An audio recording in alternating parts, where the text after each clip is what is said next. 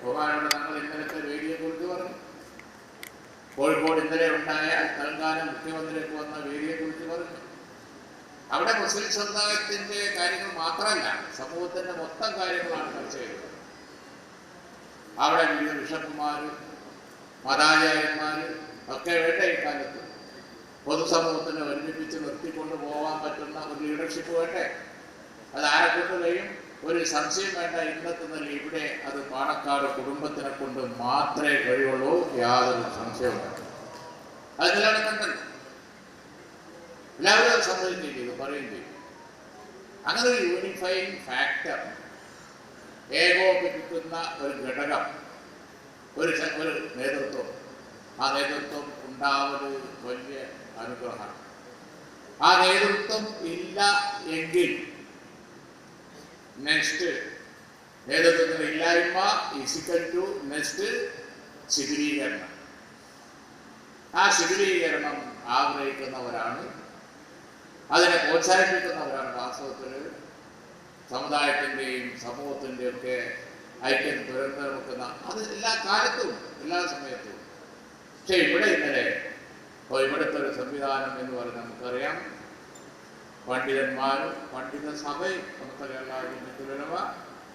അതുപോലെ തന്നെ ഉമറാക്കളുടെ പ്രതിനിധികൾ. ഞാൻ സംസാരിക്കുന്ന ഞാനൊക്കെ ഇപ്പോൾ ഉമറാക്കളുടെ സാധാരണക്കാരുടെ പ്രതിനിധിയാണ്. ഞങ്ങളൊക്കെ പൊളിറ്റിക്സിലും രാഷ്ട്രീയത്തിലും ഒക്കെ 3 മന്ത്രിസഭയിൽ ഞാൻ അംഗമായിരുന്നു. അത്രയും കാലം പ്രതിപക്ഷത്തുമുണ്ട്.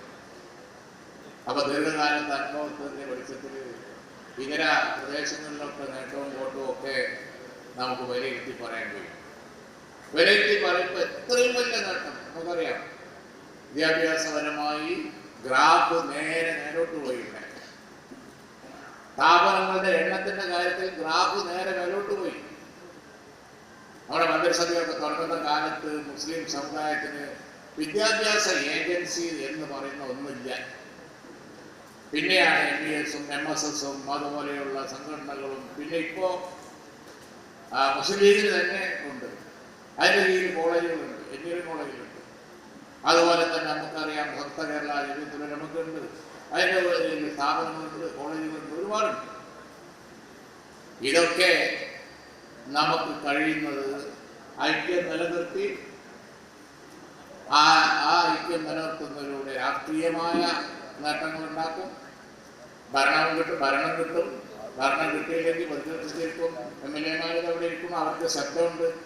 പ്രതിപക്ഷത്തിരുന്നാലും തർക്കമില്ല, പാർലമെന്റിൽ ഇരുന്നാലും തർക്കമില്ല. അപ്പോഴും നല്ല ഉറച്ച ശബ്ദമുണ്ട്. പക്ഷേ ഒരു ഘടകം ഇതിനൊക്കെ വളരെ അടിസ്ഥാനപരമാണ്, നേതൃത്വം. ആ നേതൃത്വം ഉണ്ടാവണം. ഇന്ന് ആ നേതൃത്വം ഇവിടെ സമുദായത്തിനുണ്ട്. അത് പാണക്കാട് കുടുംബം നൽകുന്ന നേതൃത്വമാണ്. ആ നേതൃത്വത്തിന് ഒരു കോട്ടം വരാതെ കൊണ്ടുപോവുക എന്നുള്ളത് ഉലമാക്കളുടെ പ്രവർത്തനത്തിനും ഉമറാക്കളുടെ പ്രവർത്തനത്തിനും അതുപോലെ തന്നെ സമൂഹത്തിൽ മൊത്തത്തിൽ ഐക്യം ഉണ്ടാക്കാനും സമുദായങ്ങൾ തമ്മിലുള്ള ഒരു ഐക്യം ഉണ്ടാക്കുന്നത് എത്രത്തോളം പ്രധാനമാണ്. സമുദായങ്ങൾ തമ്മിൽ ഐക്യം ഇല്ലാതിരിക്കാൻ വേണ്ടിയാണല്ലോ ഉത്തരേന്ത്യയിലൊക്കെ പ്രസംഗിക്കുന്നത്, കാണുന്നില്ലേ? തെരഞ്ഞെടുപ്പ് നടക്കുന്നൊരു സമയമാണിപ്പോ. രാജ്യത്ത് നടക്കുന്ന പ്രസംഗം എന്തായിപ്പോ? ആവുന്നത്ര ശക്തമായി ഭിന്നിപ്പിക്കാനാണ്, ഡിവൈഡ് ചെയ്യാനാണ്. ഇതാരാ ഇന്ത്യാരാജ്യത്തിന് മുമ്പ് ചെയ്തത്? ഇന്ത്യക്കാരല്ല, ഇന്ത്യയെ സ്നേഹിക്കുന്നവരല്ല. ഇതിന് മുമ്പ് ചെയ്ത് ബ്രിട്ടീഷുകാരാണ്.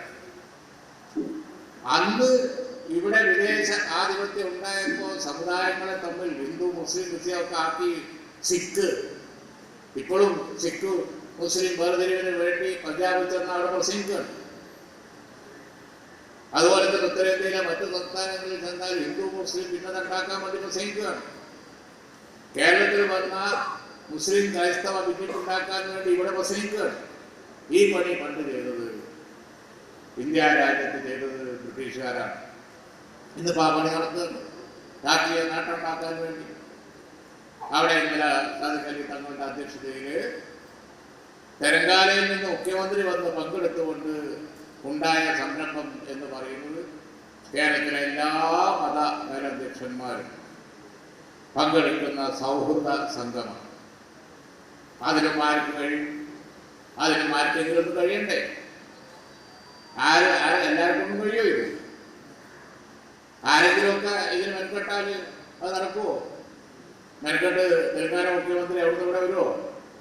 അതിലൊരു യൂണിഫൈങ് ഫാക്ടറിന് കഴിവ് ആർക്കുണ്ട് എന്ന് തിരിച്ചറിയാനുള്ള വിവേകവും വിശാല ബുദ്ധിയും ഒക്കെ എല്ലാവർക്കും ഉണ്ട്. നമ്മൾ ആ പരീക്ഷ നടത്തി നന്നായി കൊണ്ടുപോകുന്ന ഒരു സംസ്ഥാനമാണ് കേരളം. അതുകൊണ്ടാണ് അവരുടെ മാതൃക.